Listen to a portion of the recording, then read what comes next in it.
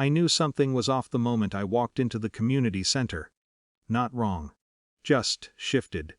My nephew ran up to hug my legs, frosting already on his cheek. My sister waved from across the room, too brightly.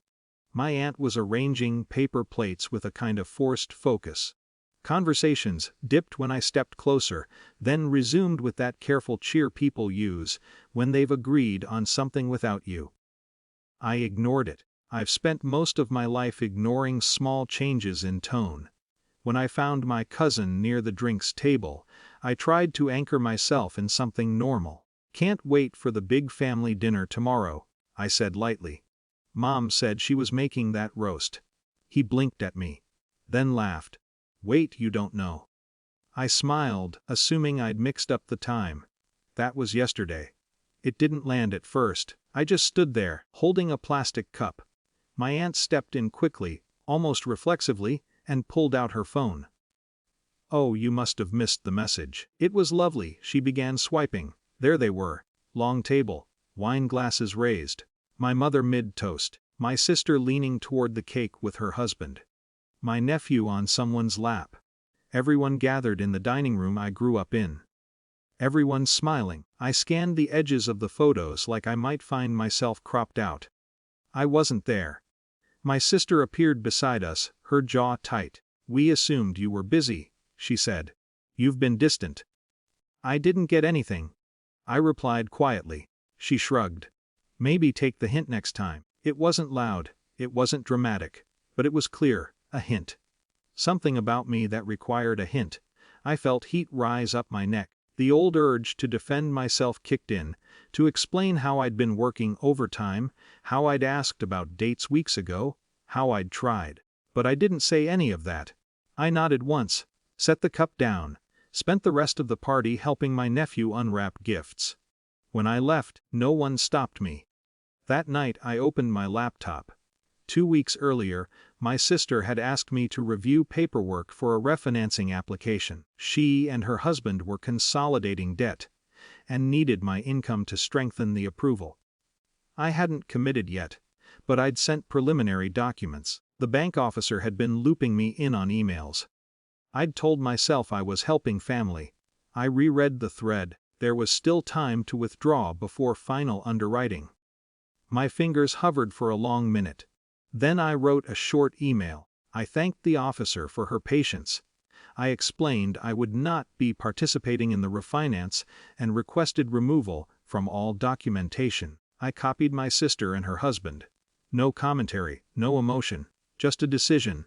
I closed the laptop. I didn't sleep much. The next morning, my phone lit up before 8. First my sister. I let it ring, then a text. "What is this about?" A few minutes later another.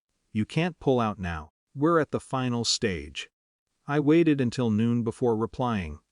I assumed I wasn't part of decisions anymore. The typing bubbles appeared instantly. Disappeared, reappeared. This isn't the same thing. Maybe not. But it felt related. By mid-afternoon my mother called. Her voice was careful. "Your sister says there's been some misunderstanding." "There wasn't," I said.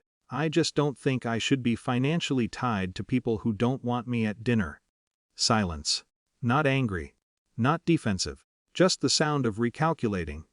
"They needed your income," she said finally. I swallowed.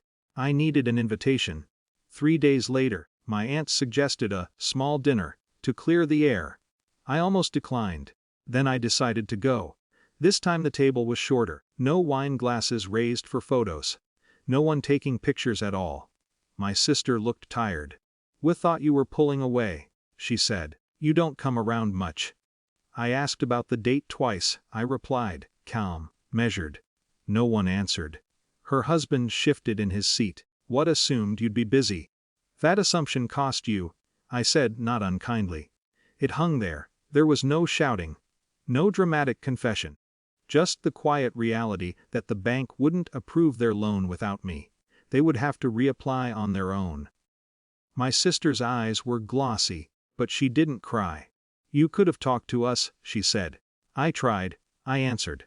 That was the turning point, not loud, but visible. For the first time, no one framed me as the unreliable one.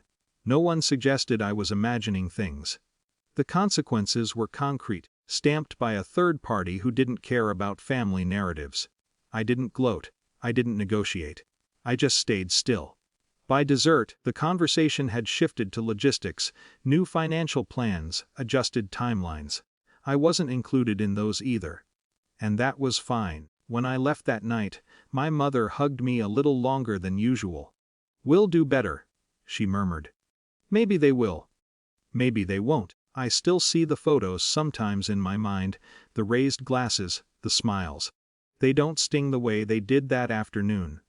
Not because I got revenge, but because for once, when they took me out of the frame, I let them feel the empty space where I used to stand. No announcement. No explosion, just absence. And this time they noticed.